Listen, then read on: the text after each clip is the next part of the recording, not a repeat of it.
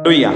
आज सुबह मैं एक वचन को पढ़ रहा था, मनन कर रहा था मैं, और ये वचन मेरे बहुत दिल के करीब है। ये पैसेज जो है बाइबल में रोमियो की किताब 16 अध्याय 1 से लेकर जब 16 तक पढ़ता हूँ मैं, तो ये वाक्य मेरे बहुत दिल के करीब। उसमें एक आयत है जो मेरे दिल को छूती है, और वो आयत जो है बहुत ही बेस्ट है।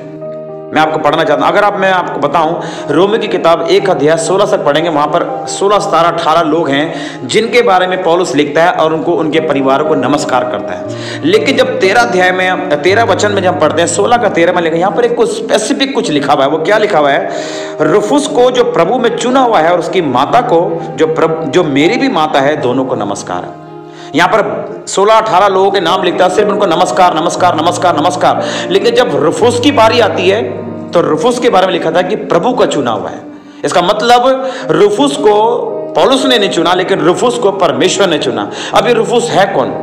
इसका मतलब जो लोग प्रभु के चुने हुए लोग हैं वो कुछ अलग हैं। जिनको प्रभु ने चुना उनका नाम बाइबल में लिखा है। हालेलुया। लिखा है कि जो चुने हुए लोग हैं उनका नाम जीवन की पुस्तक में लिखा जाएगा। और पौलुस बड़े अच्छे शब्दों में रुफुस का नाम जो है बाइबल में लिखता है। क्यों? आपको मालूम है रुफुस की कहानी कौन है? बाइबल उसके बारे में ज्यादा बयान नहीं करती, बाइबल उसके बारे में ज्यादा लिखती नहीं है, बाइबल ज्यादा उसके बारे में बात नहीं करती है। लेकिन ये रुफुस है कौन? ये रुफुस वही है, कुछ समय पहले उसके बाप ने, जिसका नाम शिमोन कुरेनी था, उसने लिखा है कि यीशु मसीह का क्रूस उठाया। जब वो लिखा है कि जब यीशु मसीह गलगता पहाड़ की ओर जा रहे थे, तो लिखा है कि रास्ते में लिखा है कि शिमोन कुरेनी जो था यरूशलेम में जा रहा था प्रभु की आराधना करने के लिए। लेकिन he was encountered with the people. सैनिकों ने उसको पकड़ा और लिखा है कि जबरदस्ती यीशु मसीह का क्रूस कुछ समय के लिए बोला कि तू उठा के लेके चल।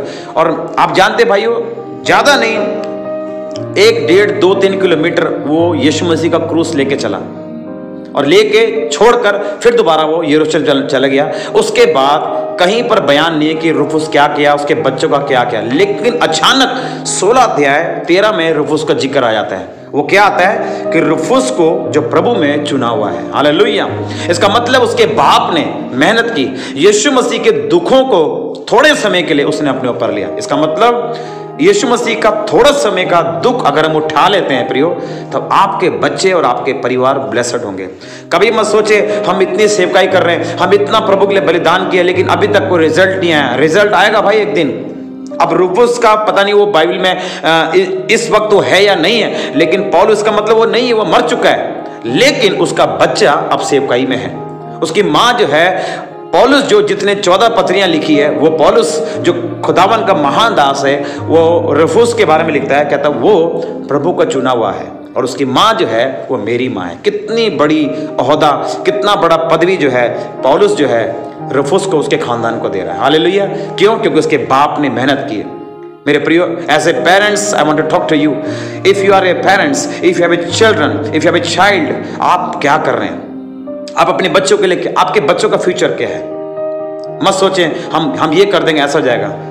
क्या हमने प्रभु के लिए कुछ किया है? क्या हम प्रभु के लिए दुख उठाते हैं? क्या हम प्रभु के लिए सेवकाई करते हैं? तो एक समय आएगा परमेश्वर कहेगा कि मैंने तुम्हारे बच्चों को चुना। हालेलुया। आप जानते हैं दाऊद ने अपनी जिंदगी भर वो दौड़ता रहा, 80 साल जंगलों में दौड़ा, सिर्फ इस वजह से क्योंकि परमेश्वर ने उसको कहा कि तू राजा बनेगा। लेकिन जो उसका जो फादर इन लॉ था, उसका जो सोहरा था, वो कहता कि भाई मैं उसको मार दूंगा। 80 साल वो जंगलों में दौड़ा।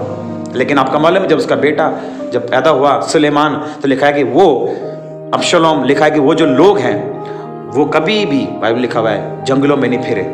क्यों? क्योंकि उनके बाप ने मेहनत की। प्रियो, अगर आप मेहनत करना जानते हैं तो एक समय आएगा परमेश्वर बरकत देगा। अगर लिखा है कि जो लोग सह लेंगे वो राज्य भी करेंगे। अगर आप सहना जानते हैं तो एक समय आएगा आप राज्य भी करेंगे। एक समय आएगा आपके बच्चे राज्य करेंगे। हो सकता है आज आपके पास हो सकता है आप मसीह में हैं, लेकिन आपके पास वो ब्लेसिंग्स नहीं है, आपके पास वो घर नहीं है, गाड़ी नहीं है, कुछ नहीं है, नो प्रॉब्लम। परमेश्वर ने बहुत सी आशीषें आपके बच्चों के लिए रखी है। प्रियो, आप अपने बच्चों के लिए क्या छोड़ रहे हैं? याद रखिए, जो आप करते हैं वो आपके बच्चे देख रहे हैं। जो भी कुछ आप करते हैं आपके बच्चे आपको देख रहे हैं। मैं आपसे कहना चाहता हूं, रुफुस चुना गया, आप भी चुने जाएंगे, और उसका नाम बाइबल में लिखा हुआ है। अगर आप प्रभु की सेवकाई करते हैं, अगर आप चुने हुए हैं, तो आपका नाम बाइबल लिखा हुआ है, मैं जीवन की पुस्तक में लिखूंगा। लेकिन बहुत सारे लोगों के नाम काटे भी गए हैं। मैंने चाहता प्रियो हमारे नाम काटे जाएं, लेकिन हमारे नाम जीवन की पुस्तक में लिखे जाएं। तब परमेश्वर आपके और आपके बच्चों की ऑटोमेटिक मदद करेगा। यहाँ पर लिखा है, यहाँ पर रुफुस के बारे में ज्यादा नहीं लिखा, लेकिन उसने कुछ खुदा के लिए किया। वो चुना हुआ है परमेश्वर का। क्यों? क्योंकि उसके पिता ने, उसके बाप ने मेहनत की। हमारे परमेश्वर पिता ने लिखा है कि खुद यीशु मसीह के रूप में दुनिया में आए प्रियो, हमारे लिए मारा गया, गाड़ा गया, क्रूस उठाया उसने, दुख उठाया।